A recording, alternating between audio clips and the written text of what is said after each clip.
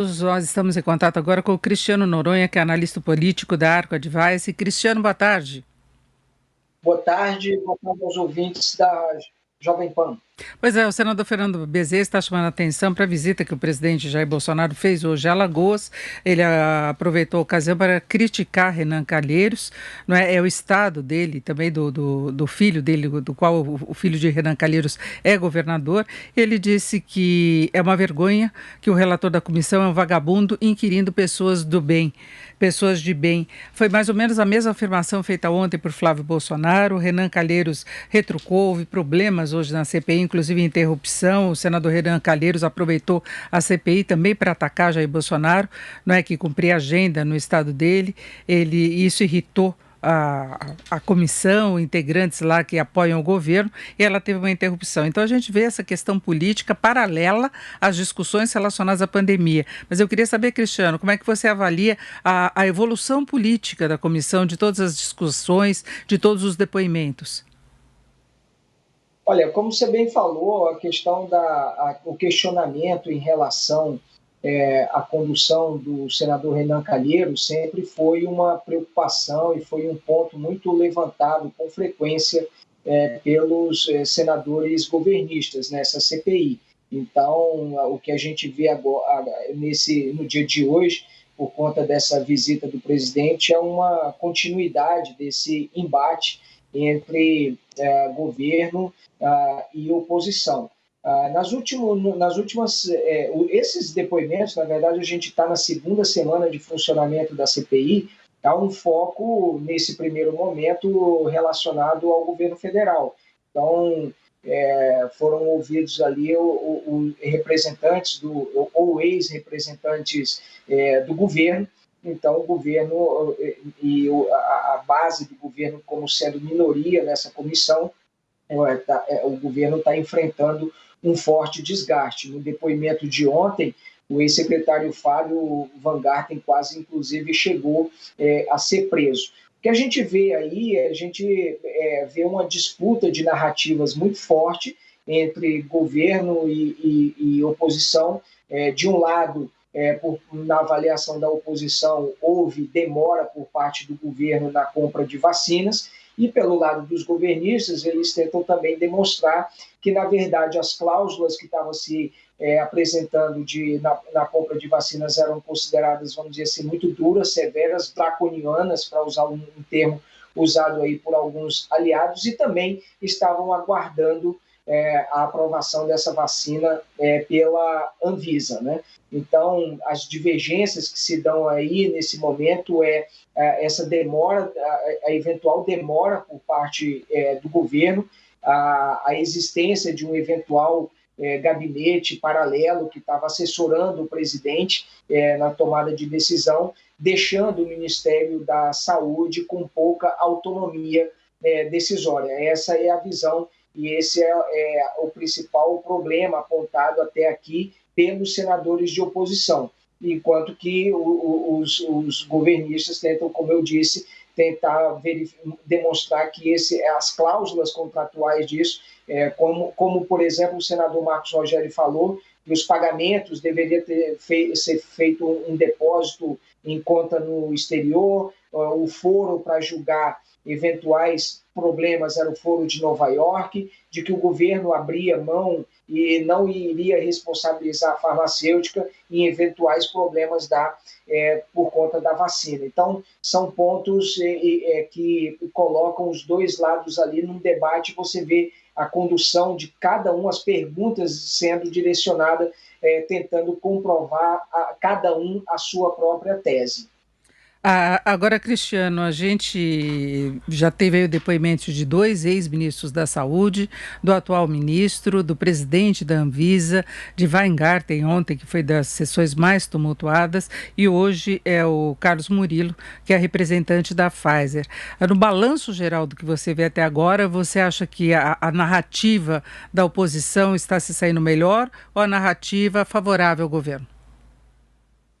Olha, no momento, a narrativa, nessa batalha de narrativas, eu vejo que a oposição e os e os independentes também da comissão, que estão mais alinhados com a oposição do que os governistas, né, está vencendo esse debate pela natureza, pelos depoimentos que foram dados. Você viu o ex-ministro, por exemplo, Mandetta, teve um tom muito crítico em relação ao governo. O ex-ministro Nelson Tais falou de falta de autonomia no Ministério. O ministro da Saúde foi considerado que ele acabou fugindo de várias perguntas, tanto é que está sendo cogitada uma nova convocação do ministro, e o Fábio Van Garten, ontem, que foi secretário de comunicação, também teve quase sua prisão decretada na comissão. Então, os depoimentos feitos até aqui, o balanço, né, o saldo dessa história, é claramente desfavorável ao governo, até porque também a indicação do relator, senador Renan Calheiros, é também uma postura muito crítica em relação ao governo. O próprio gesto simbólico dele ir para a comissão com o número de mortes exibindo ali na frente, isso já mostra uma crítica indireta, vamos dizer assim, ou se não bastante direta, em relação à condução do governo nessa pandemia. Então, o ambiente que está montado nessa CPI, até o momento, é desfavorável. Tanto é assim que os governistas, nas últimas duas reuniões, têm reclamado do fato ainda de não ter havido nenhum depoimento, por exemplo, de governadores, nenhum depoimento de médicos, por exemplo, que confirmam ou corroboram a tese do governo, por exemplo, de que a cloroquina tem, sim, uma eficiência no combate à pandemia. Então, você vê isso no início das reuniões da comissão, os aliados do governo fazendo sempre essa pontuação e tentando, obviamente, fazer com que esses depoimentos mais alinhados com o governo acabem acontecendo. Agora, Cristiano, nós tivemos aí reações inversas ao que se esperava dos depoimentos aí do presidente da Anvisa, o Barra Torres, e também do ex-secretário Weingarten, porque se imaginava que o Weingarten viria criticando o governo, pelo menos o Ministério da Saúde, sob comando de Pazuello, por causa da entrevista que ele deu à Veja, e de repente ele desmentiu tudo, exatamente por causa disso, quase que ele teve voz de prisão. O Renan Calheiros defendeu que isso acontecesse. Já Barra Torres se posicionou contra a questão da cloroquina, se arrependeu de ter participado de um evento sem máscara junto com o presidente, teve uma posição muito clara, né, em relação às decisões da Anvisa, mostrando a independência da agência, não é? E não se imaginava que isso fosse ocorrer, né? Olha, isso é um ambiente, isso é a grande vantagem da gente ter uma agência reguladora onde os seus diretores têm mandato fixo. Então, ele não ocupa um cargo ao sabor das vontades políticas. Então, Barra Torres ele é um